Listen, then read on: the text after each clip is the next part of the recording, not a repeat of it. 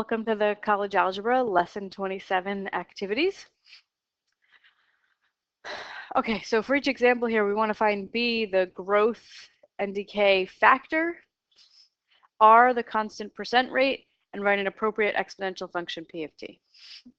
So the current population of Nigeria is 182,867,960.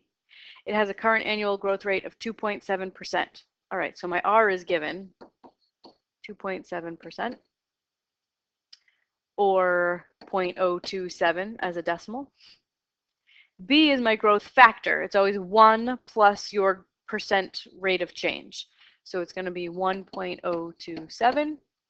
And then P of t, it's always going to have the formula A times B to the t.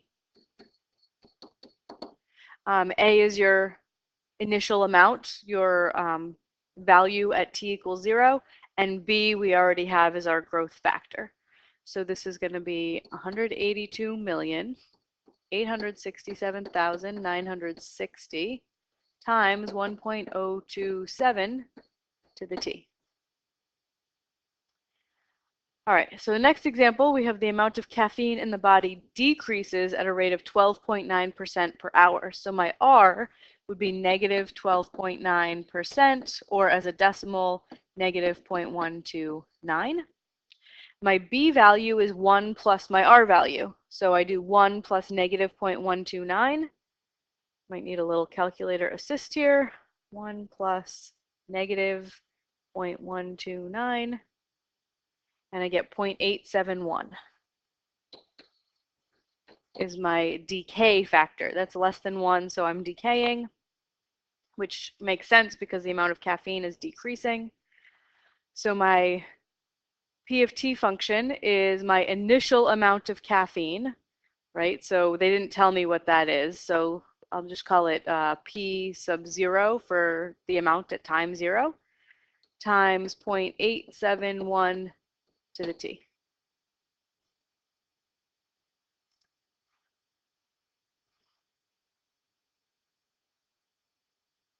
All right, question 2. What do you notice about the graphs of f of x equals 2 to the x and g of x equals 1/2 to the x? So they appear to be reflections of each other over the line y equal over the y-axis. So how can we explain, like, we know that functions that have this property that are reflect over the y-axis, that f of negative x equals f of positive x, right? So if you have opposite x's, you get the same y. This is for even functions. So these two functions, f and g, must have that property. It must be that f of x equals g of negative x, or wherever you put the negative. F of negative x has to equal g of x, right? So pick an x, like 3. So negative 3 on the black graph and 3 on the red graph have the same y value, right? So that must be true, and that is true because 1/2 to the x can be rewritten using our rules of exponents. You can rewrite that as 2 to the negative x. So that's why they have that property. It's just a rule of exponents.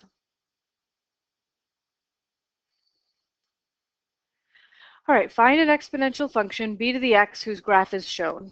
The only thing I need to figure out is b. What is the growth rate? What is the growth factor?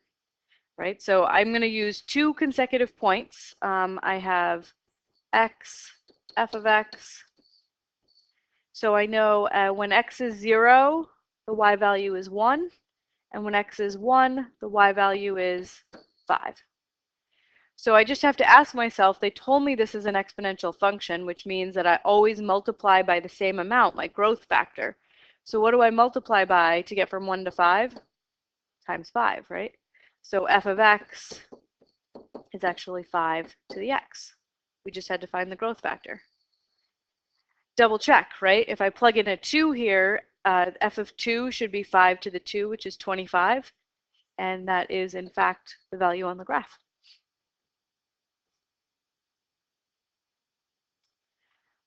Okay, I want to find formulas for some transformations of b to the x. So b to the x would go through the point 0, 1 and have the x-axis as an asymptote. Right, so this is the original function b to the x. And so my asymptote actually moved, right? It was the x-axis, and now it's the line y equals 3. So this is going to be y equals b to the x plus 3. Everything shifted up 3. Now this one, I'm going to draw my original b to the x. It always goes through the point 0, 1, and it's got the x-axis as an asymptote. So the asymptote didn't move, which means this is not a shift. But my y-intercept went from 1 to 3, which means I had a vertical stretch. I had a vertical stretch, so by a factor of 3, because it was 1 and now it's 3. So this is y equals 3 times b to the x.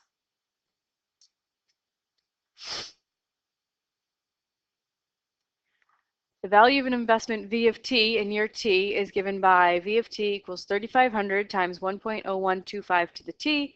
Describe this investment in words. Well, your A value is always your initial amount, and then your B value is your growth factor. So my B value is bigger than 1, which means I have growth, and it is growth by 1.25%. Just look at the decimal part and make that into a percent by moving the 0.2 to the right. So this investment started with $3,500. An investment of $3,500 growing by 1.25%. All right, there's an irrational number that which means that it can't be written as a fraction with whole numbers on the top and the bottom. We symbolize it by the letter E. It appears as the base in applied exponential functions that model the real world, so often that we call it the natural base, and the function f of x equals e to the x is called the natural exponential function. The number e is defined as the value that 1 plus 1 over n to the n approaches as n gets larger and larger. So we're going to investigate the value of e here, and I have a little setup in GeoGebra for us to do that. So I've written the function here, 1 plus 1 over x to the x, and I'm supposed to plug in values 10, 100, 1,000, and 10,000. So I'm going to do f of 10, f of 100, f of 1,000, f of 10,000. And I keep getting 2.72 here. Let's see if I use a few more decimals. There we go. What if I do one more, f of 100,000, f of 1,000,000, 2.7183, it repeated, right? So that is my estimate for E.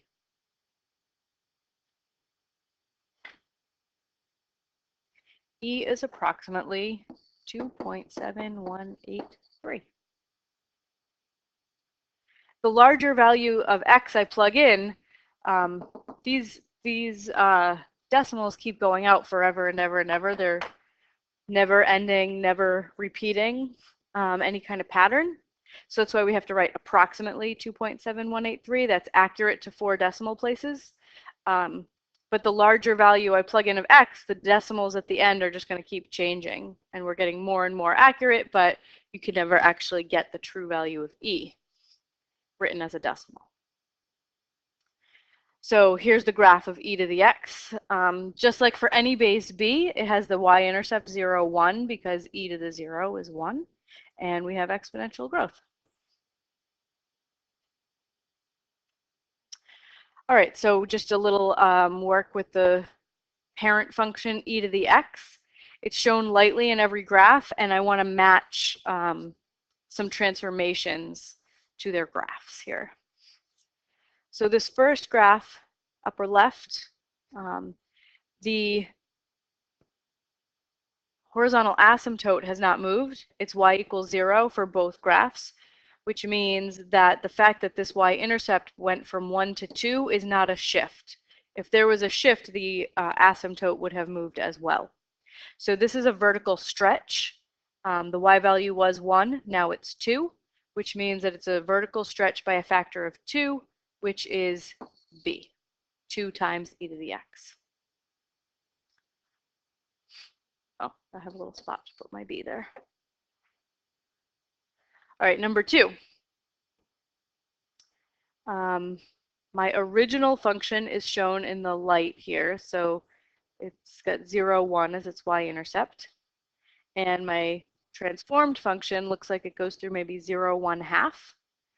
So this could have been a shift down by a half, or it could be a vertical shrink by a half. And it's hard to know without checking the asymptote, right? Both of these functions have the same asymptote, y equals 0. If there had been a shift, the asymptote would have moved. So this is a vertical shrink by a factor of 1 half, which is formula D.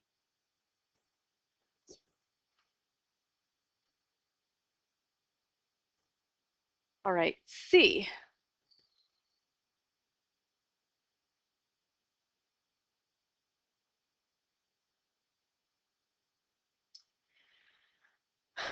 My asymptote has not moved, which means I don't have a vertical shift, so I can eliminate that.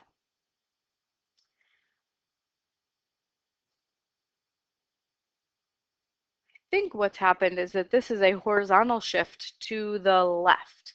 So my original y-intercept of 0, 1 moved 1, 2 to the left. And then the point 320, right, moved 2 to the left. So this is going to be a horizontal shift 2 to the left, which is A.